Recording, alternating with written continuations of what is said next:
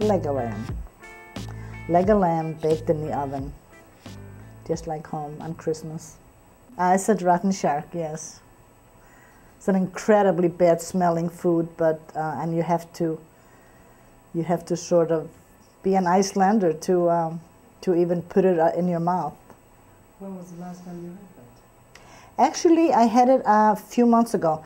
My daughter, which lives in Iceland, brings some for my 7-year-old granddaughter that loves it. And this stuff is like eating ammonia, pure ammonia. It's very powerful, but my granddaughter loves it, so my daughter brought a little jar for her of rotten shark.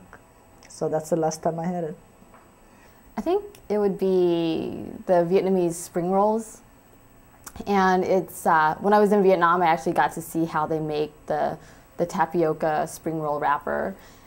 It's very simple, it's very healthy and really refreshing in the summer. And it's definitely one of my favorite things to make as well. You buy the tapioca wrappers, which are probably about 6 to 8 inches in diameter. And then you get bean sprouts and pork or shrimp or pretty much any other meat you want. Leaf lettuce, what else? Those are the basics. You can pretty much add anything you want. And then you put the wrapper, which is almost like just kind of a hard, very thin piece of paper, and then you soak it in water for a little bit, like 30 seconds, and then you take it out. And then as the water goes around the wrapper, then it's very palatable. And then you just kind of put all your different ingredients in that you want, and then just kind of wrap it up, and then eat it with a hoisin sauce. Bengali, my favorite Bengali food is something that if I describe only a Bengali would understand. There's a particular fish back home called in English, it's called the hilsa fish. And it is cooked with whole mustard seed grains in a sauce. And you cannot find the hilsa fish here. It's a beautiful fish. It's a really large fish, almost like a salmon, with a lovely face. And it's a silvery fish. And it's a fish that you can only find in fast, large rivers. It's a freshwater fish. And that's my favorite fish cooked, as I said, with whole grain mustard seeds. And when my mother was alive, every time I would go back home, I'd walk into the door and I would say, "Ma, shoshibata ilish." And she would know right away, "Oh, she's coming. We got to make, hilsa fish with mustard sauce." And that's one of my favorite foods. And my other favorite, having a sweet tooth, is coconut balls, is where you take freshly grated coconut and basically you cook it with a little bit of sugar. I'm giving away secrets here. And a little bit of cardamom.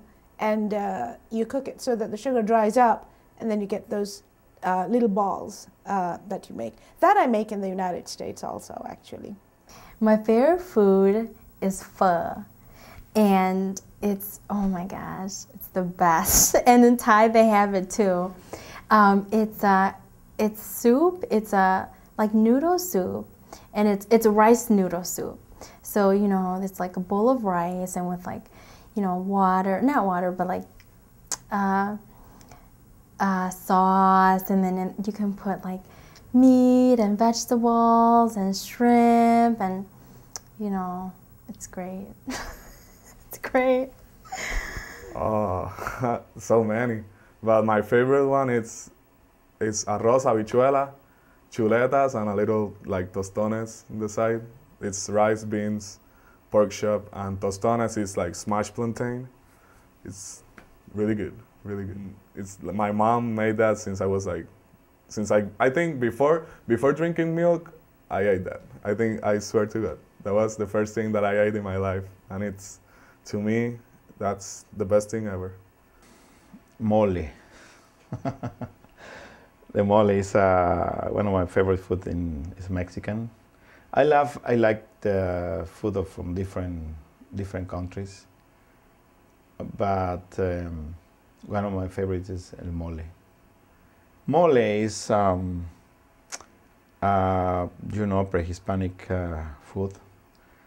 that was enriched by after the Spanish invasion, was enriched by the things that Europeans came from, brought from Spain, and then it's a mix of different chiles, and then adding some almonds, peanuts,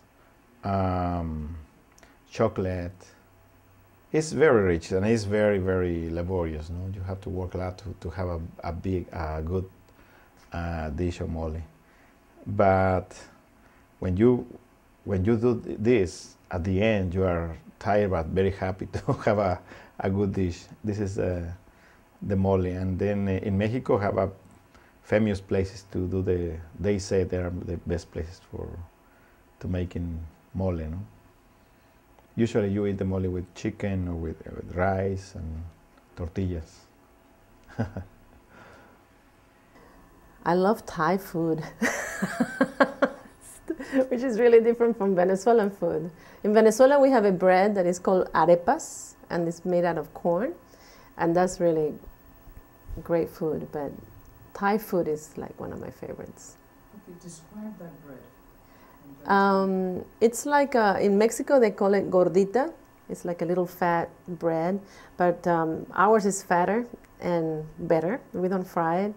Well, there's a lot of different ways you can do it, but we bake it, or you put it on a little bit of on the stove to make them puff up. But you kind of open them up and put cheese in it and butter, and it melts, and you can eat it with eggs and chicken. You can stuff it with anything you want. It's like here they have the taquerias where you go and get tacos. In Venezuela we have the areperias where you go and get the arepas. And there are no restaurants in Chicago that I have ever found that cook any kind of food that is related to my country. Yeah, and again, that's why I found many restaurants, especially, but they're mostly concentrated in the Argyle, Uptown area.